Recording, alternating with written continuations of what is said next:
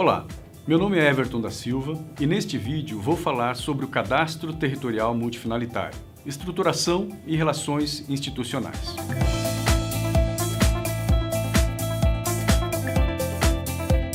Bem, vamos iniciar nossa conversa com a definição de cadastro.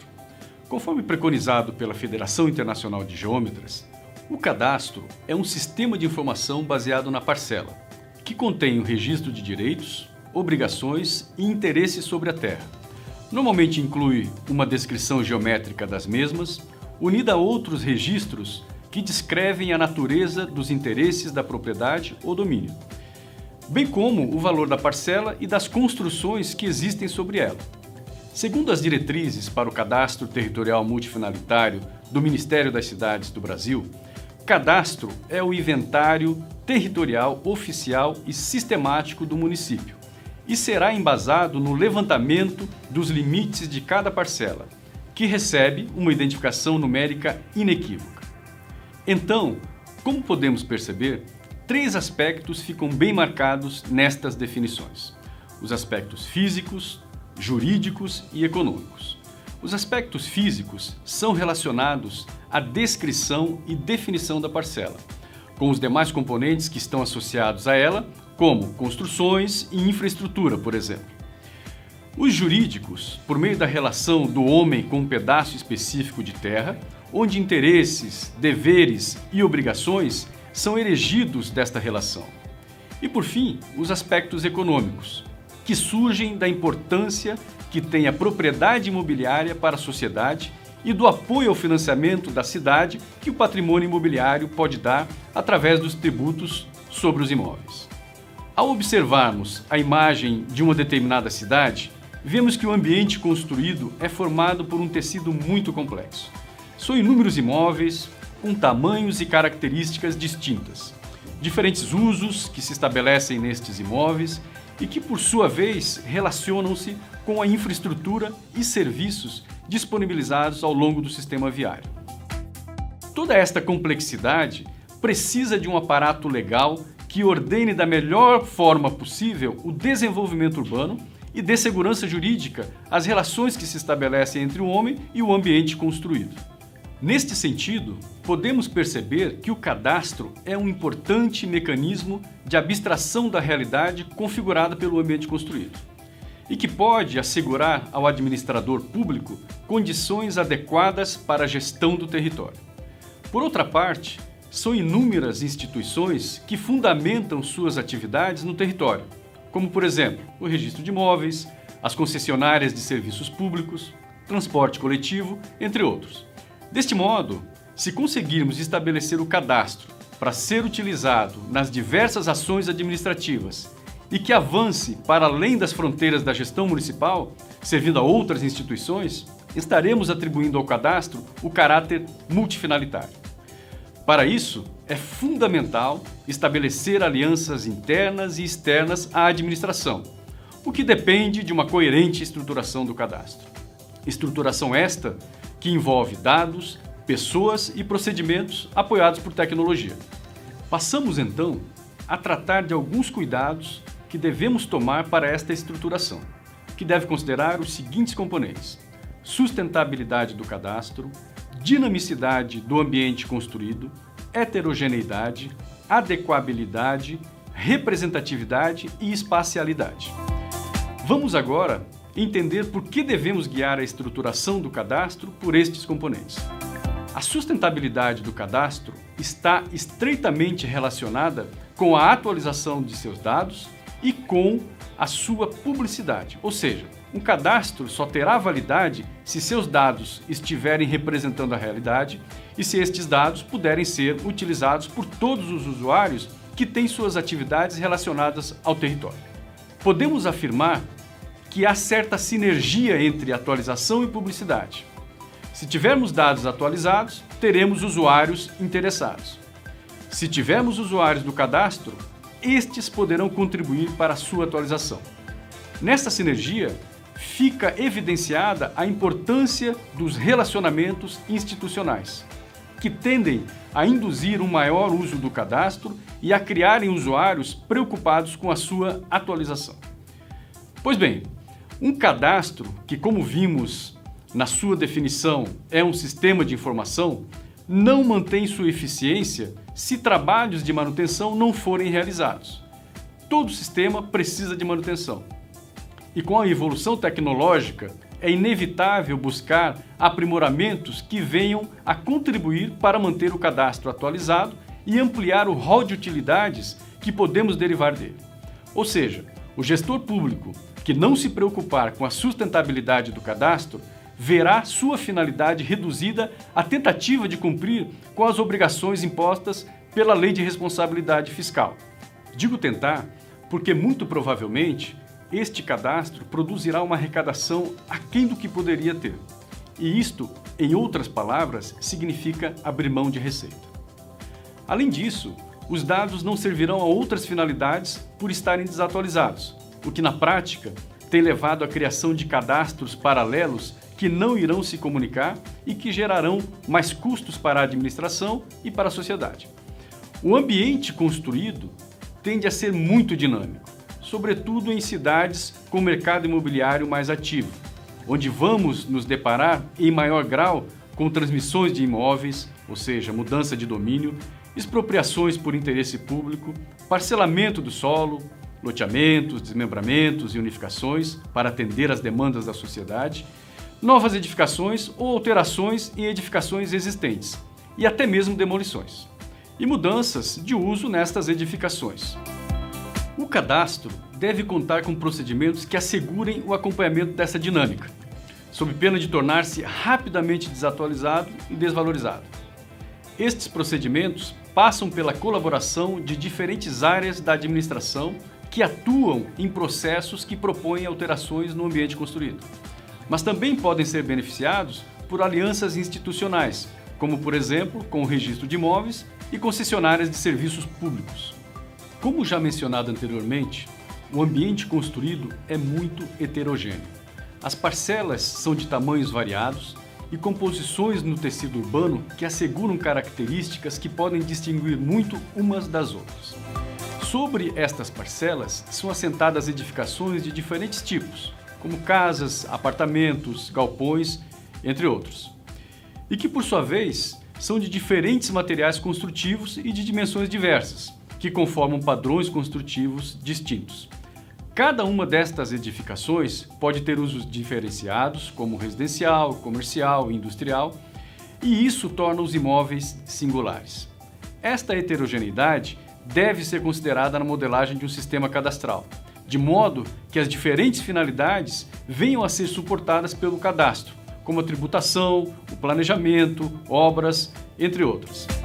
Se quisermos que o cadastro seja multifinalitário, devemos estruturá-lo para possibilitar que diferentes setores e usuários possam interagir com a base cadastral, de modo que suas atividades se apoiem nas informações que o cadastro oferece. Esta adequabilidade favorecerá as parcerias institucionais, que são fundamentais para a sustentabilidade do cadastro. Como já sabemos, a informalidade está presente de forma marcante nas cidades latino-americanas e, por vezes, com um percentual significativo. Logo, o cadastro não pode restringir-se a representar somente o que é legal, pois qualquer ação baseada no mesmo estaria mal fundamentada.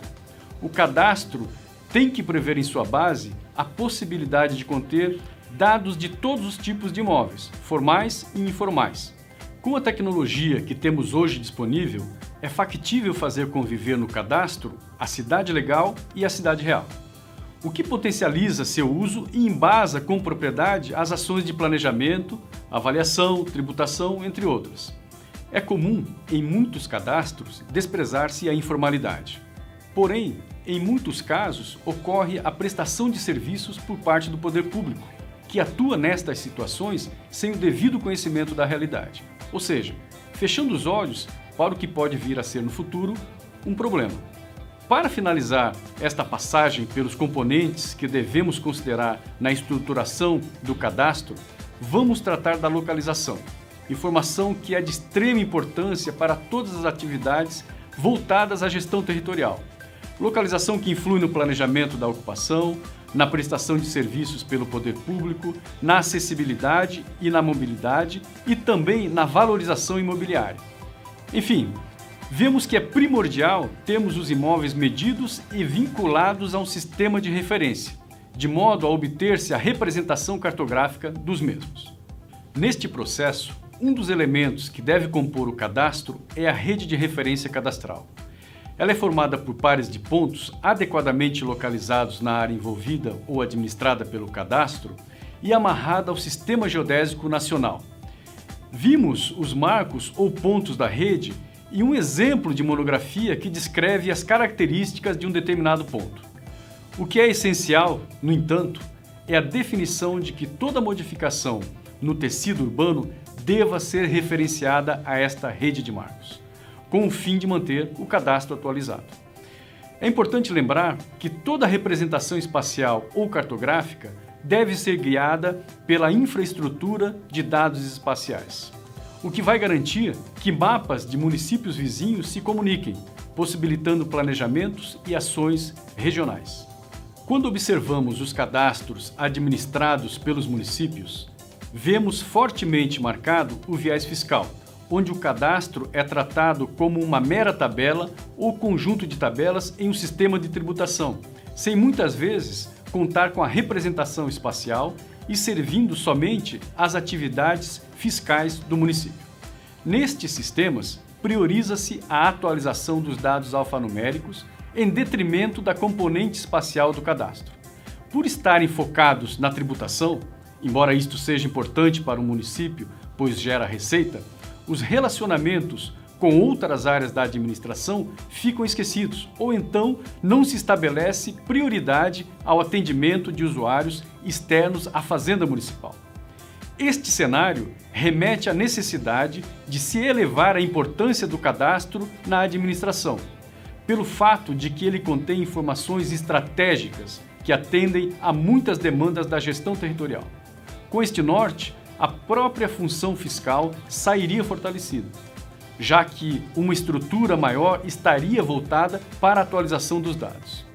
Bom, gente, vistos os cuidados que devemos tomar na estruturação do cadastro e a situação em que nossos sistemas cadastrais encontram-se, veremos como podemos modelar o cadastro para a multifinalidade e as possibilidades de estabelecer alianças institucionais. A tendência de modernização dos sistemas cadastrais no mundo tem considerado a parcela como elemento básico do cadastro, e a ela vinculam-se os demais temas cadastrais, como, por exemplo, edificações, logradouros, pessoas, loteamentos, condomínios, entre outros. Estes temas, por terem em comum a mesma entidade, ou seja, a parcela, acabam sendo interligados, possibilitando a intersetorialidade das atividades. Como a parcela é também a entidade básica para as atividades de outras instituições, podemos concluir que o cadastro territorial do município pode servir a outros cadastros, agregando atores que podem contribuir para a sua sustentabilidade, sobretudo por meio da troca de informações. Vamos a um simples exemplo. Um cidadão procura a concessionária de água para solicitar a instalação de uma ligação. Esta informação pode gerar um alerta ao setor de cadastro do município para que realize uma vistoria no local, uma vez que um pedido de ligação pode significar a ocupação de um imóvel ou a construção de uma nova edificação. Por outro lado, a solicitação da mudança de uso em um determinado imóvel junto à administração municipal pode ser útil à concessionária, pois esta informação pode influenciar na tarifa a ser cobrada ou na análise dos impactos que as mudanças de uso provocam no abastecimento. Pois bem, pessoal, com os diversos temas cadastrais vinculados à parcela, estabelecemos uma base de dados que pode ser utilizada de forma corporativa pelas diferentes áreas da administração, tanto extraindo informações como promovendo a atualização dos dados. Estamos, assim, diante de um modelo cadastral que vai beneficiar a gestão territorial em vários aspectos, como um planejamento melhor, ajustado à realidade, ou seja, atualizações do plano diretor, a justa tributação dos imóveis, em razão de podermos encontrar modelos de avaliação em massa mais ajustados ao comportamento do mercado imobiliário, a redução de conflitos por limites mal definidos e o conhecimento e o tratamento da informalidade, entre outros.